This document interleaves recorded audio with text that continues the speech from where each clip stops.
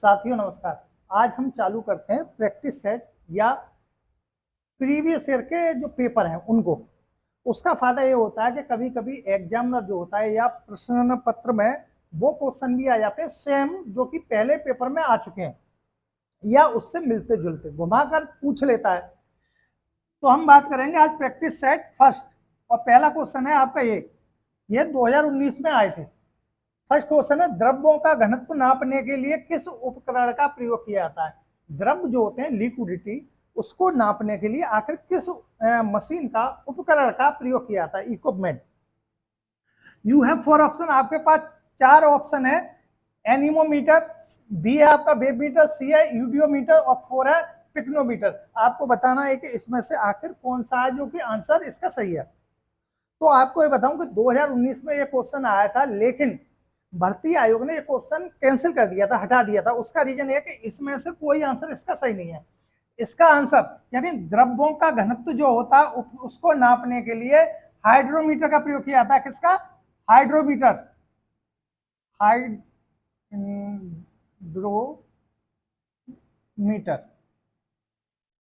Hydrometer का प्रयोग किया जाता है द्रव्यों का घनत्व नापने के लिए। एक चीज और है कि देखो ये क्वेश्चन पहले गलत आ चुका है, आयोग हो सकता है कि अगले जो एग्जाम हो उसमें आए। तो दुनिया में जो भी चीज बनी है उनको नापने के लिए कोई ना कोई चीज या पैमाना है, सिवाय महिलाओं के दिमाग को नापने के लिए। महिलाओं के दिमाग को नापने के लिए आज तक कोई पैमाना नहीं बना। अगर महिला अपनी पे आए तो यमराज से भी प्राण वापस ला सकती है अपने पति को, या नौकरी लग जाने पर पति को ही छोड़ सकती है। तो महिलाओं के दिमाग को नापना शायद संभव ना हो। अब चलते हैं हम दूसरे क्वेश्चन की तरफ। दूसरा क्वेश्चन है हमारा केंद्रीय विश्वविद्यालय बाबा साहेब भीमराव अंबेडकर। क्या? केंद्रीय विश्वविद्यालय, सेंट्रल यूनिवर्सिटी बाबा साहेब भीमराव अंबेडकर विश्वविद्यालय विद्या विहार किस नगर में है? कौन सा? बाबा साहेब भीमराव अंबेडकर विश्वविद्यालय किस नगर में है? यू हैव 4 ऑप्शन, आपके पास 4 आंसर है। पहला है आगरा, ऑप्शन 4 है, इसमें से आपको सही बताना है। दूसरा है कानपुर, तीसरा है वाराणसी, फोर्थ है लखनऊ। आपको ये बताना है, ये क्वेश्चन भी पहले एग्जाम में आ चुका है। इसमें से सही आंसर जो है मैं आपको बताऊं कि इसमें जो सही आंसर है वो है आपका लखनऊ। लखनऊ जो कि केंद्रीय विश्वविद्यालय बाबा साहेब भीमराव अंबेडकर विश्वविद्यालय लखनऊ में है। हम चलते हैं अगले क्वेश्चन की तरफ। थर्ड है आपका उत्तर प्रदेश पुलिस का मुख्यालय कहाँ है? देखो पुलिस का एग्जाम देने जा रहे हो और पुलिस का ही मुख्यालय पूछा गया तो पहले काफी लड़कों ने गलत किया। पुलिस का मुख्यालय कहां पर है? Headquarter of police. You have 4 option, first Bareilly, second Prayagraj, तीसरा नोएडा और चौथा मेरठ। तो आपको यह बताऊं कि जब ये प्रश्न आया था 2019 में तब इसका आंसर जो था वो प्रयागराज था, क्योंकि प्रयागराज यानी इलाहाबाद में पुलिस का मुख्यालय, हेडक्वार्टर ऑफ पुलिस था। लेकिन हमारे बाबा हमारे योगी आदित्यनाथ जी आए और पुलिस को उनको पुलिस की ज्यादा जरूरत रही समाज को सुधारने के लिए। तो इसीलिए उन्होंने, क्योंकि इलाहाबाद लखनऊ से दूर पड़ता है, इसीलिए उन्होंने लखनऊ बुला लिया।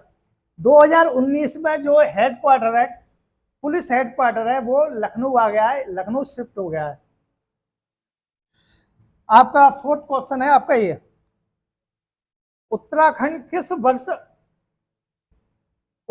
किस वर्ष अस्तित्व में आया? यानी उत्तराखंड जो है, पहले देखो यूपी में था, उत्तराखंड जो है यूपी का पूरा भाग था, जो पहाड़ी इलाका है वो यूपी में था। लेकिन आपको इन आंसरों में से बताना कि आखिर उत्तराखंड जो है यूपी से अलग कब हुआ, नया राज्य कब बना। आपको ये बताऊं ये 27वां राज्य था, उस समय 27वां राज्य था।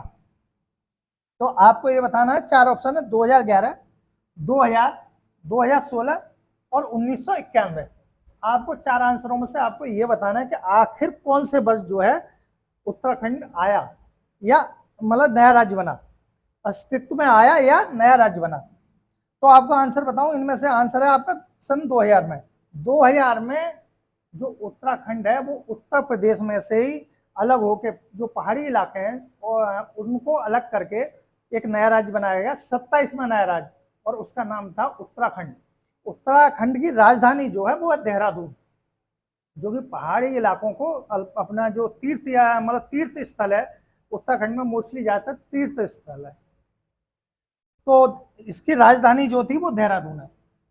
चलते हैं अपने नेक्स्ट क्वेश्चन की तरफ। हमारा अगला क्वेश्चन है आपका नंबर 5।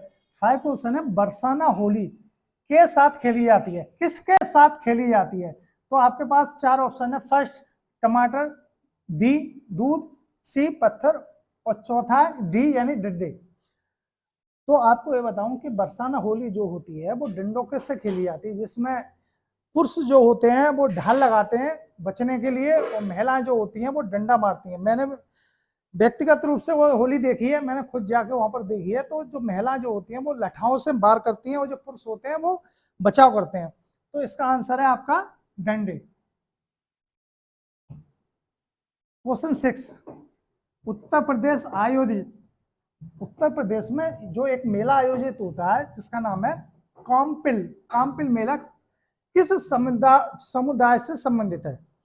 काम्पिल मेला आपको ये बताना किस समुदाय से संबंधित है। फर्स्ट जैन, दूसरा बी ऑप्शन सिख, तीसरा ईसाई, और चौथा बौद्ध। तो आपको बताऊं ये काम्पिल जो जगह है वो फर्रुखाबाद के पास है, और इस पर जो मेला आयोजित होता है वो जैन समाज से संबंधित होता है। जैन लोग जो होते हैं वहां पहुंचते हैं, और उन्हीं के लिए वो मेला जो होता है आयोजित होता है। और जो आपका काम्पिल में जो मूर्ति है, प्रतिमा है, वो है विमलनाथ की। किसकी? विमलनाथ की। काम्पिल में जो मेला लगता है उसमें जो प्रतिमा है वहां पर, काम्पिल जो कि तीर्थ स्थान है जैन समुदाय का, तो वहां पर जो प्रतिमा है वो है विमलनाथ की। आपका क्वेश्चन नंबर 7, ये एग्जाम में आ चुके हैं पहले, और ये मोस्टली 2019 से संबंधित है। क्वेश्चन नंबर 7, भारत में कथक नृत्य शास्त्रज्ञ कौन है? यानी कि कौन सा कथक से संबंधित है? आपको 4 ऑप्शन दिए हुए हैं, 4 व्यक्ति दिए हुए हैं, आपको इधर ना देखें अभी, ये 4 जो दिए हुए हैं इनमें से आपको बताना है कि कथक से कौन संबंधित है। पहले है सोहन मान सिंह, ऑप्शन बी मल्लिका Sarabhai, option C Pandit Birju Maharaj, option D Uday Shankar. आपको ये बताना है कि कथक से संबंधित कौन है। तो मैंने इनमें सामने लिख भी दिया है। कथक, पहले तो ये समझ लो, कथक जो है नृत्य है भारत उसका, उत्तर प्रदेश का, भारत में उत्तर प्रदेश का। कथक बना कथा से, कथा होती है ना, कथा, क्योंकि उत्तर प्रदेश में भगवान राम का जन्म हुआ, और कथा और भगवान राम का नाम ना हो ऐसा संभव ही नहीं। तो कथक जो है वो कथा से बना है, और कथक नृत्य है वो उत्तर प्रदेश का। तो आपको ये बताएं इसका जो आंसर है वो सी सही है। पंडित बिरजू महाराज जो है वो कथक से संबंधित है। अब उससे पहले जो फर्स्ट ऑप्शन है सोनल मानसिंह, सोनल मानसिंह जो है वो भारतनाट्यम और ओडिसी से संबंधित है। मल्लिका साराभाई जो है कुचिपुड़ी और भरतनाट्यम दोनों से संबंधित है। पंडित बिरजू महाराज जो है वो कथक नृत्य से संबंधित है। और उदय शंकर आधुनिक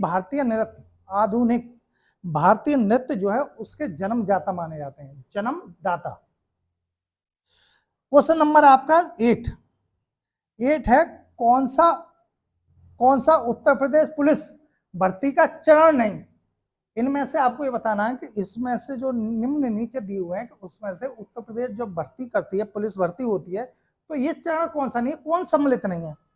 पहला ऑप्शन है शारीरिक परीक्षण, शारीरिक फिजिकल जो टेस्ट होता है, तो वो तो होता है, आपने देखा लंबाई भी होती है, चौड़ाई भी होती है, फिजिकल में दौड़ वगैरह भी आती है।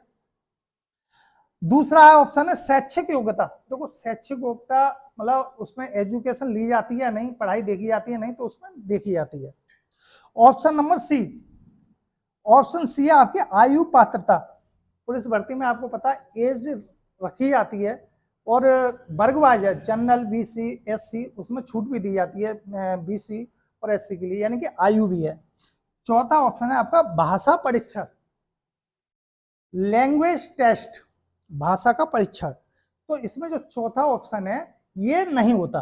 यही पूछा कौन सा उत्तर प्रदेश पुलिस भर्ती का चरण नहीं है इसमें। अच्छा, क्वेश्चन पढ़ते समय आपको ये ध्यान रखना, नहीं शब्द नहीं पे ज्यादा ध्यान देना। अक्सर स्टूडेंट यही गलती करते हैं, क्वेश्चन जल्दबाजी में पढ़ते हैं और टिक मार देते हैं।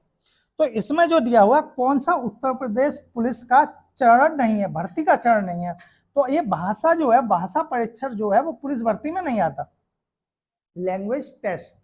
अब चलते हैं अपने नेक्स्ट क्वेश्चन पर। हमारा क्वेश्चन नंबर है 9 जो दिया वो है, एक कथा के अनुसार, एक पौराणिक कथा के अनुसार, एक पौराणिक कथा के अनुसार किस देवता ने दशाश्वमेध घाट पर, वाराणसी में एक घाट है दशाश्वमेध घाट पर, एक कथा के अनुसार किस देवता ने दशाश्वमेध घाट पर किए जाने वाले दशाश्वमेध यज्ञ के दौरान 10 घोड़ों की बलि दी। दशाश्वमेध घाट पर 10 घोड़ों की किस देवता ने बलि दी? आपके पास यू है 4 ऑप्शन, आपके पास 4 आंसर है। पहला भगवान विष्णु, दूसरा है भगवान ब्रह्मा, तीसरा भगवान शिव और चौथे मां देवी काली। आपको बताना कि आखिर किस देवता ने 10 घोड़ों की बलि दी। तो मोस्टली ज्यादातर दिमाग जाएगा माँ काली की तरफ जाएगा, क्योंकि बलि की बात आ रही है तो माँ काली की तरफ जाएगा। लेकिन अगर बलि करते हैं तो हम आंसर चला जाएगा हमारा गलत। इसमें जो सही आंसर है, पौराणिक कथा के अनुसार 10 घोड़ों की जो बलि दी थी वो भगवान ब्रह्मा ने दी थी। किसने? भगवान ब्रह्मा ने। वैसे तो मैंने बताया ना, बलि का नाम आए तो माँ देवी काली का नाम ऐसा लगता है कि शायद उसी से संबंधित क्वेश्चन है, लेकिन नहीं। ब्रह्मा जी ने 10 घोड़ों की बलि दी। कहां पर? दशाश्वमेध घाट पर। ये कहां पर है? वाराणसी में। अब चलते हैं अपने क्वेश्चन नंबर 10 की तरफ। 10 जो क्वेश्चन है वो हमारे भारत में बहादुरी का सर्वोच्च पुरस्कार। ए ऑप्शन है अशोक चक्र, बी ऑप्शन है परमवीर चक्र, सी ऑप्शन है कीर्ति चक्र और चौथा है वीर चक्र। तो आपको बता दूं कि भारत में बहादुरी के लिए सबसे जो सर्वोच्च पुरस्कार है वो है परमवीर चक्र। ये सेना में बहादुरी दिखाने के लिए, देश दुश्मनों से देश की रक्षा करने के लिए और उसमें अद्भुत बहादुरी दिखाने के लिए दिया जाता है। और ये 1947 से इसकी शुरुआत हुई। क्वेश्चन नंबर है आपका 11 है माई पैसेज फ्रॉम इंडिया, मतलब मेरा वाक्य कहां से? इंडिया से। माई पैसेज, माई माने मेरा, पैसेज माने जो आपका पैराग्राफ होता है वो, और फ्रॉम इंडिया, इंडिया से किसने लिखी? ये जो रचना है वो आखिर किसने लिखी?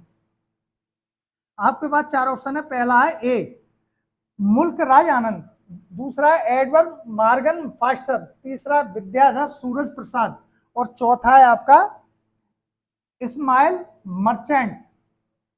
आपको ये बताना है कि जो ये रचना है, जो माई पैसेज फ्रॉम इंडिया, आखिर किसने लिखी? तो इसमें आपको आंसर बताऊंगा। इसका आंसर जो है वो आपका चौथा, Ismail Merchant. Ismail Merchant. My passage from India, मेरा पैराग्राफ इंडिया से। ठीक है, तो इस्माइल मर्चेंट।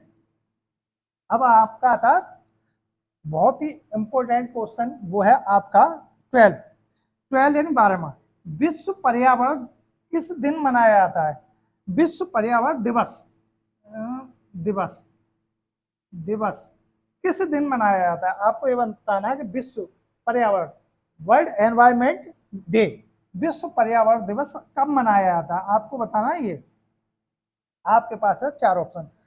22 अप्रैल, तो 22 अप्रैल जो है वो पृथ्वी दिवस मनाया जाता है। तो ये तो है नहीं क्या? ये 22 अप्रैल क्या मनाया जाता है? पृथ्वी दिवस। पृथ्वी दिवस ये है नहीं, क्योंकि हमें चाहिए विश्व पर्यावरण दिवस। दूसरा ऑप्शन है 8 मई। 8 मई जो है विश्व रेड क्रॉस दिवस। क्या मनाया जाता है? विश्व रेड क्रॉस दिवस। रेड क्रॉस दिवस ये भी नहीं है। तीसरा 5 जून, हाँ 5 जून जो है वो विश्व पर्यावरण दिवस मनाया जाता है। 5 जून को हम क्या करते हैं? विश्व पर्यावरण दिवस मनाते हैं 5 जून को। 6वां महीना, 6वें महीने से एक दिन कम कर दो, क्या रह गए? 5 जून को विश्व पर्यावरण दिवस मनाया जाता है। उसके बाद आता है देखो 21 जून को। आखिर 21 जून को हम क्या करते हैं, क्या मनाया जाता है?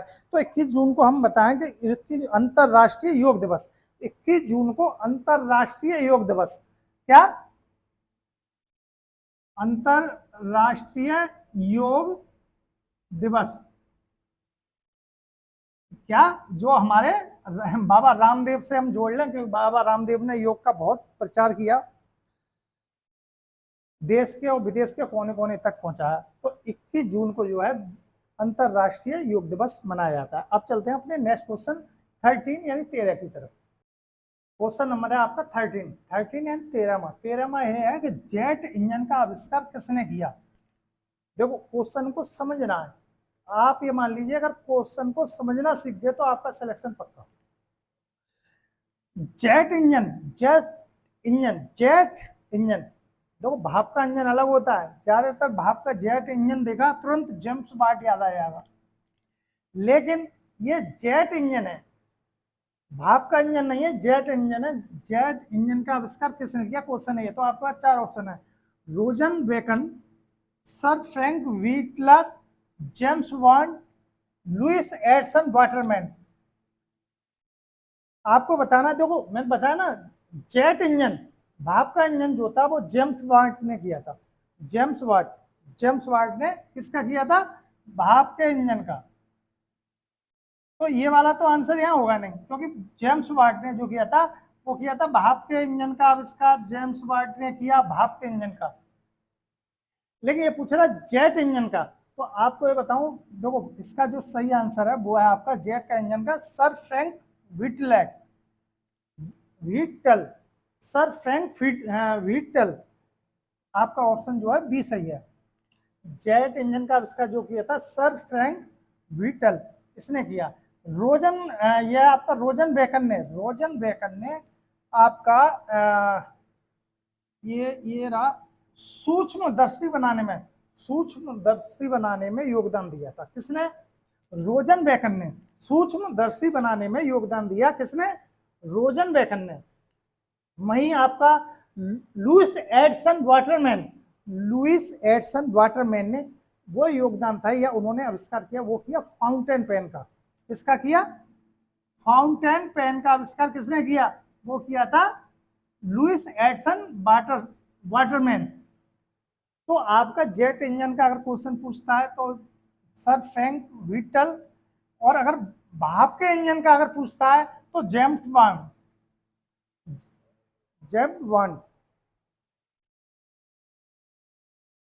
अब आइए नेक्स्ट क्वेश्चन पर। नेक्स्ट क्वेश्चन है आपका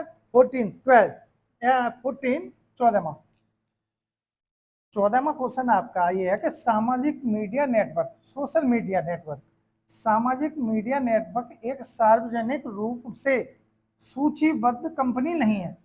जो आपका सोशल मीडिया, उसमें एक कंपनी जो ऑप्शन दिया उनमें सूचीबद्ध नहीं है। आपको बताना ये नहीं, पहला ट्विटर सूचीबद्ध है कि नहीं? तो देखो ये सूचीबद्ध है। दूसरा है फेसबुक, ये भी सूचीबद्ध है।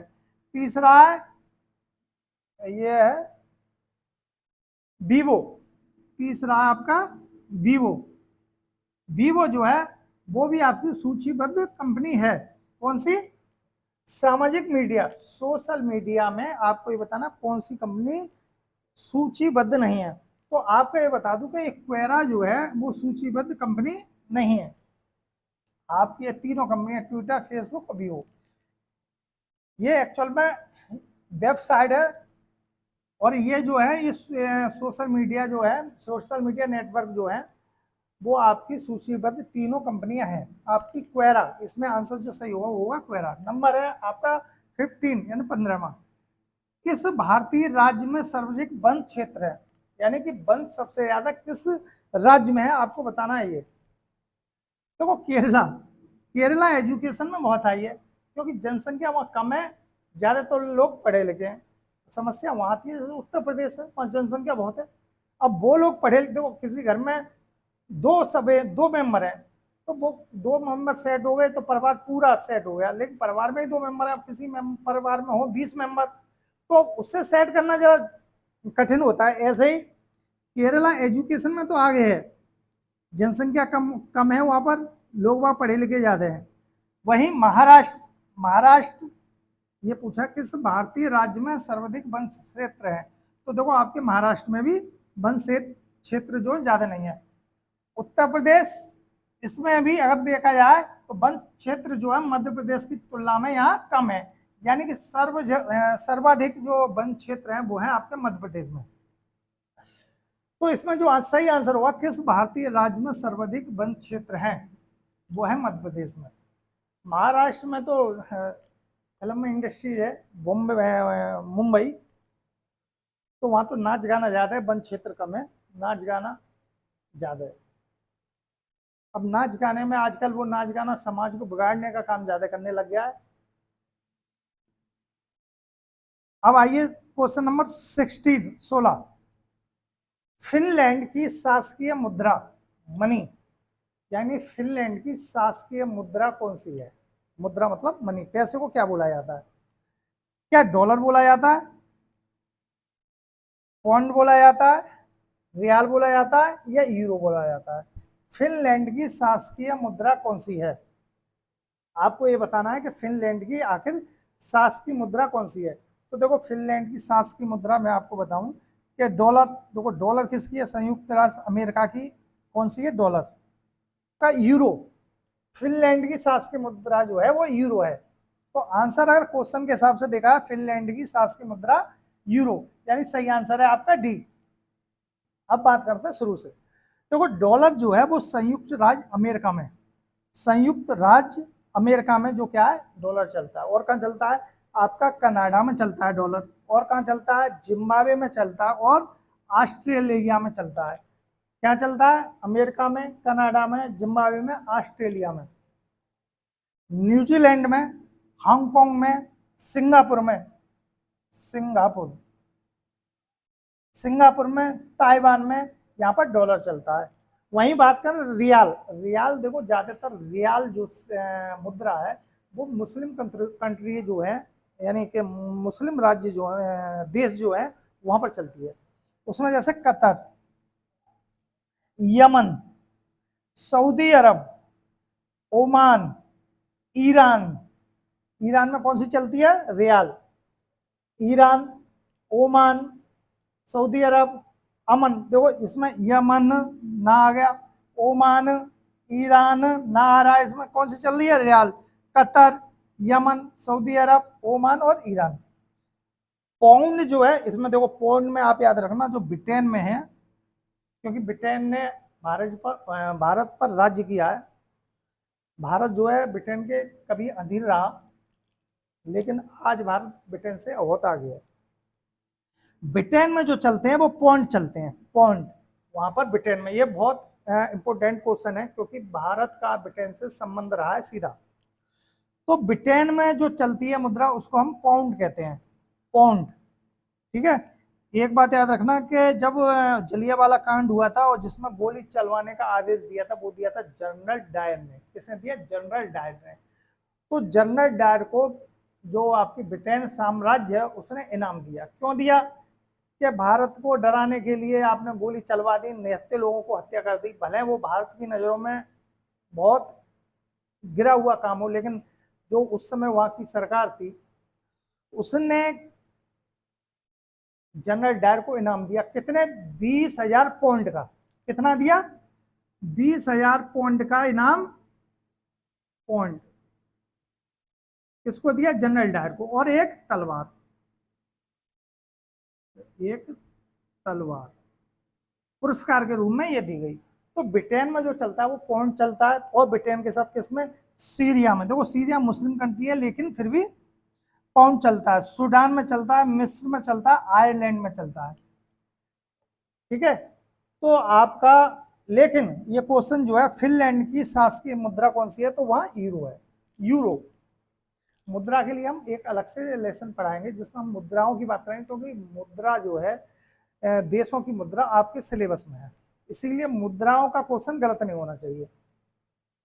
तो आपको एक तो ब्रिटेन का तो याद रखना ही है, कभी नहीं भूलना। ब्रिटेन जो है पाउंड पाउंड चलती है वहां पर मुद्रा, जो कि जनरल डायर को 20,000 पाउंड इनाम में दिए गए थे। कब? जब जलियांवाला कांड में उसने गोली चलवाई, वो भी निहत्थे लोगों पर। उनकी सरकार में, ब्रिटेन की सरकार में ये शायद अच्छा कार्य हो, लेकिन दुनिया भर में इसकी बहुत निंदा हुई और इससे गिरा काम कोई हो ही नहीं सकता कि निहत्थे लोगों पर आप गोली चलवाएं। मिलते हैं अगले प्रैक्टिस सेट में या प्रीवियस ईयर के पेपरों के साथ। जय हिंद, जय भारत।